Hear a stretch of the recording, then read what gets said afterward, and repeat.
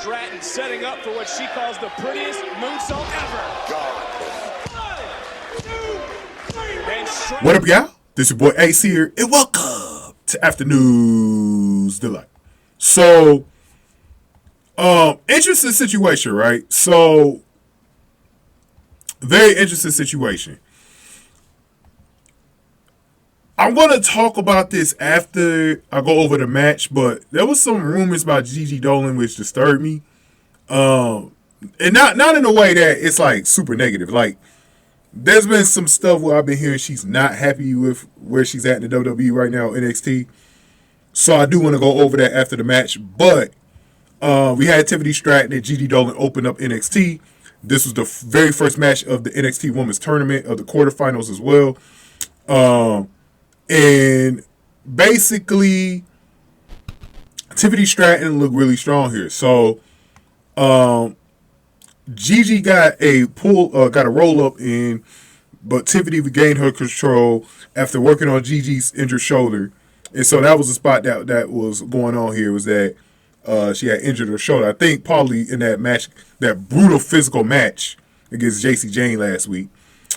And one of the things that we were looking for, too, was that maybe JC Jane would come out. She didn't. And I kind of knew she wouldn't because she was in the tournament. And usually when people are involved in the tournament, they're not going to interfere like that. So we didn't get that moment with JC Jane. But, hey, did Tiffany even need her? You know what I'm saying? So did Tiffany even need JC to even interfere? But Gigi rallied back with clinch knees and lariats. Gigi took Tiffany down with a pump kick. Tiffany turned the tables with a shoulder breaker on the injured shoulder, kept on working on that injured shoulder. Tiffany hit Gigi with a backflip into a back elbow. Gigi came back with a cross kick. Tiffany regained control by attacking the injured shoulder again. And then Tiffany hit Gigi with a rolling senton. Tiffany hit Gigi with what she calls the prettiest moonsault ever, which is the best moonsault ever used by Christopher Daniels, and she got the win. That was all she wrote for Gigi Dolin. This match was a lot shorter than the other one, which I think was a better and cleaner match between Lyra Valkyria and Kiana James. This one went about 4 minutes and a half. So Tiffany Stratton does, predictably to me, advance to the semifinals. I knew she was winning the match. Let's see if the poll also agreed with me. And this is an interesting poll. 645 votes, 41 likes. This is a surprising poll. Usually Gigi Dolin dominates her polls. Like, I'm talking about, like, she's good for 70 to 80% most of the time. She only got 61% against Tiffany Stratton. Tiffany Stratton literally got 39, like almost 40%. Even though 50-50 is the even point, 60-40 in my polls is even, because I get so many lopsided polls that if somebody gets 40% of the other vote, that's pretty much even to me. You know, that's pretty much even to me without it even being 50% or close to that. This, to me, this was definite respect to Tiffany Stratton, or people just knew Tiffany Stratton was winning. And I'm glad to see that in a Gigi Dolin poll, because Gigi Dolin polls have been so lopsided. So good to see this. Good to see this. I'm proud of y'all, man. I'm proud of y'all. Even though Gigi Dolin, you know, most of y'all did choose it, so y'all got this poll wrong, though. The overwhelming majority got it wrong. But I'm glad y'all knew what was going on here. Now, Tiffany Stratton moves on, and she's going to face the winner of JC Jane and Roxanne Perez. It's pretty easy to figure out that she's going to be facing Roxanne Perez in the semifinals in 2 weeks. And then they'll have a match at Battleground. I do think now what's crazy is, before I get into the whole Gigi Dolin thing, what's crazy is that they could run Roxanne Perez and Cora Jade in that final, and I think it's pretty obvious that Cora Jade is winning either way.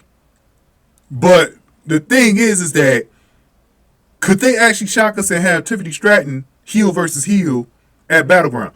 It makes sense in this case, even though they could have did a feud, because they've established early on that even though Cora Jade and Tiffany Stratton are heels, they could have a beef against each other. And I never released this video, but I talked about how JC Jane could have been in that same situation, right? Where JC Jane could have been in a beef with Cora Jade for locker room supremacy or something.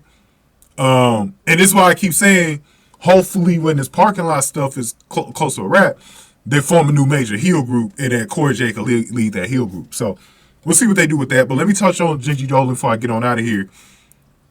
I heard a rumor that she is not happy with her position in the company right now. I don't know how true this is, but I've seen at least about 4 reports on my feed since last week about this. And two this morning that she might not be happy with her position. And I don't know if this is because I've seen a lot of NXT players leave the company. And I think by her not being on the main roster, could this lead her to leave NXT? Now, that'd be a damn shame because obviously she's done some really good work as JC. She's very popular with the WWE fan base. When she gets to the main roster, she's going to be one of the biggest baby faces that they have. And it'll be a shame not to see that. But I think at the same time, if she's truly not happy, Priscilla Kelly's truly not happy, maybe she should think about changing companies. Or, I've always thought this too, that maybe she isn't that into pro wrestling, period, anymore. Maybe she wants to go and delve into something, more than just wrestling. I mean, it's possible. Because one of the things, I've seen a lot of red flags from Gigi that she might have been depressed at some point. Maybe she still is right now. I think that extra weight she picked up was a sign of depression. I mean, because she needs to lose a little weight. Like, some of that's muscle, but some of it's fat too. And she needs to lose some of it.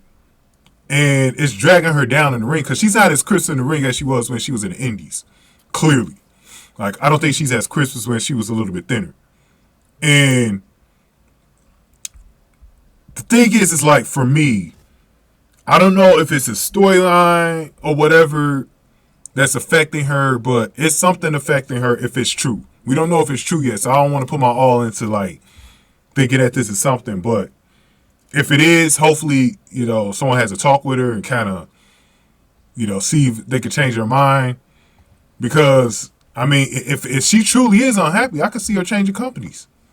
And if she does change companies and she stays in wrestling, I won't want her to go back to AEW. I would love for her to try out Impact, because I think Impact, and maybe Wild Women's of Wrestling too, but I think mainly Impact, I think she could find something there. So we'll see what happens with that, man. But crazy stuff, man. Let me know your thoughts about this, man. Go ahead and hit that like button and share, subscribe for me. I'll see y'all next week for NXT, for the other portion of the quarterfinals. Thank y'all for watching. After News Delight.